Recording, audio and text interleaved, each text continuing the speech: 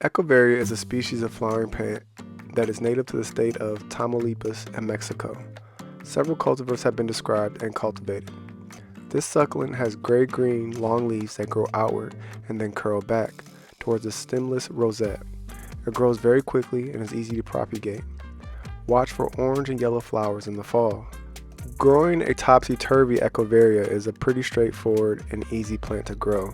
With the right start and conditions, it will need very little attention or maintenance. Partial to full sun and soil that is coarse or sandy and that drains very well is essential. Once you have your topsy-turvy in the ground or in a container, water it whenever the soil dries out completely, which won't be that often. This is only necessary during the growing season.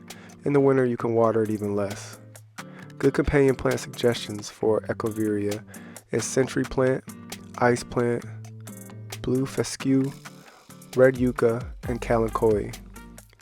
Good uses are in outside beds, borders, ground covers, rock gardens, Mediterranean gardens, and green roofs.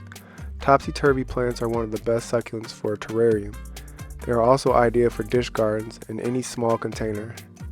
They always look good, great combined with other succulents.